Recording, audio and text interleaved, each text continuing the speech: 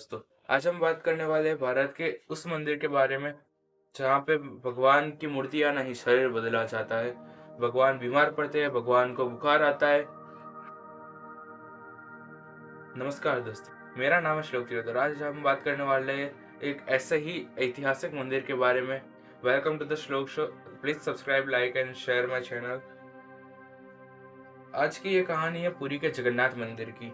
एक ऐसा रहस्य जिसे जानने के बाद भगवान को सिर्फ मूर्ति नहीं कर पाओगे। आंखें बंद करो और चलो 2000 साल पहले पीछे चलते हैं। चलो दोस्तों, बहुत समय पहले की बात है।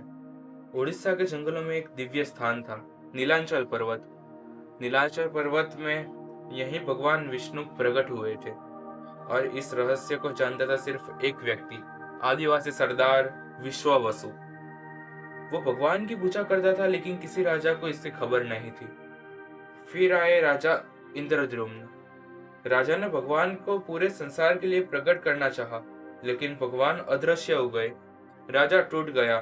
तभी आकाशवाणी हुई कि कोई भी मुझे जब चाहे तब नहीं देख सकता, मेरी इच्छा होगी वही मेरा दर्शन कर सकता है। एक दिन समुद्र में एक दिव्य लकड़ी बहकर आ गई। आकाशवाणी हुई तब, इसी लकड़ी से मेरा शरीर बहेगा, लेकिन शर्त थी, कारीगर अकेला होना चाहिए, दरवाजा बंद होना चाहिए, कोई भी मेरी मूर्ति बने तब वहां पे होना भी नहीं चाहिए और देखना भी नहीं चाहिए। अगर दरवाजा खुला तो वो काम वहीं पे रोक दिया जाएगा और जितनी मूर्ति बनी होगी वही मेरे पूजन के यूज होगी। राजा ने मान लिया। दिनों तक अंदर से ठक ठक की आवाज आने लगी। एक दिन रानी से रहा नहीं गया। रानी घबरा गई और दरवाजा खोल दिया। अंदर अधूरी मूर्तियां बनी हुई थी। मूर्ति का काम वही स्टॉप कर दिया गया, लेकिन गोल आंखें, बिना हाथ पैर। और तभी आकाशवाणी हुई, यही मेरा रूप है, यही पूजन होगा अब। और तभी जन्म हुआ भगवान श्री जगन्नाथ का, बलभद्र का और सुभद्रा जी का। अब आता है सबसे खौफनाक और रहस्यमयी पार्ट। हर 12 से 19 साल के बीच में जगन्नाथ मंदिर में होता है नवक लेकर। पुरानी मूर्तियों को कपड़े पहनाए जाते हैं, मंत्र पढ़े जाते हैं, रात में दफनाया जाता है और बिल्कुल इंसान की तरह ही विधि होती है। लेकिन असली रहस्य है ब्रह्म पदार्थ का। ब्रह्म पदार्थ एक ऐसा पदार्थ, न वो सड़ता है ना तो जलता है और न ही वो टूट के बिखर सकता है दोस्तों। नव लेकर के समय वो पदार्थ को पुरानी मूर्ति में से नई मूर्ति में स्थापित किया जाता है। लेकिन कैसे दोस्तों, चलो जानते हैं। पुजारी के हाथों में कपड़े लिपटाते जाते हैं क्योंकि उसकी ऊर्जा हाथ को झेल पाना नामुमकिन है दोस्तों। मंदिर में पूर्ण अंधकार कर दिया जाता है। कई पुजारियों की मृत्यु कुछ महीनों में हो चुकी थी। आज तक किसी ने इसे नहीं देखा। आखिरकार वो कितने शक्तिशाली होगा कि कोई देख भी नहीं पाएगा उसको। विज्ञान भी फेल हो गया है। अब सुनो एक रहस्यमयी और साइंस वाली बात।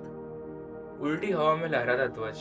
ये बात 99% लोगों को मालूम होगी कि जगन्नाथ मंदिर में जो ध्वज है वो हवा के विरुद्ध दिशा में ही लहरता है। आखिरकार क्यों ऐसा? दूसरी एक इंटरेस्टिंग बात है, यहाँ पे कितने भी धूप हो लेकिन मंदिर का परछाया कभी भी जमीन को नहीं छूता। आखिरकार क्यों? साइंस भी इसके पीछे फेल हो गया है। समुद्र की आवाज, सबसे बड़ा और मिस्टीरियस बात। मंदिर में आप पैर रखोगे तुरंत ही समुद्र की लहरों की आवाज बंद हो जाएगी, लेकिन जैसे ही आप मंदिर से बाहर आओगे तुरंत इतनी आवाज आएगी समुद्र की कि आप सोच भी नहीं सकते। आखिरकार क्यों ऐसा? यहाँ एक महाप्रसाद 1 लाख लोगों के लिए बनता है। कभी कम नहीं होता, कभी बिगड़ता नहीं है, कभी खराब भी नहीं होता।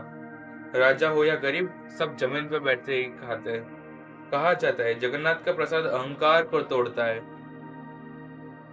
अब बात करते हैं और एक इंटरेस्टिंग स्टोरी की। भगवान सड़कों पे आते हैं, रथ यात्रा। जी हाँ दोस्तों, वही 3 विशाल रथ, वो जगन्नाथ, बलभद्रा और सुभद्रा माता का। कहा जाता है जो इस रथ की रस्सी को खींचता है, भगवान उसकी रस्सी हाथ में पकड़ के उसका साथ देते हैं। और जिसने ये रथ का दर्शन कर लिया, भगवान साक्षात दिख गए, ऐसा माना जाता है दोस्तों। सोचो, शरीर बदलता है, आत्मा वही रहती है, बीमारी होती है, मृत्यु होती है। क्या ये सब इंसान जैसे नहीं है? शायद इसलिए जगन्नाथ को कहते हैं पटेल पावन सबका भगवान। अगर भगवान पत्थर नहीं तो हम उन्हें पत्थर क्यों समझते हैं दोस्तों? अगर जगन्नाथ आज भी जीवित है तो शायद वो हमें देख रहे हैं क्या? सोचने वाली बात है ये। अगर ये कहानी तुम्हारे दिल तक पहुंचती है तो please like share and subscribe my channel. The श्लोक शो आगे भी ऐसी कहानियां लेके आएगा, so please like share and subscribe कर दीजिएगा। Thank you.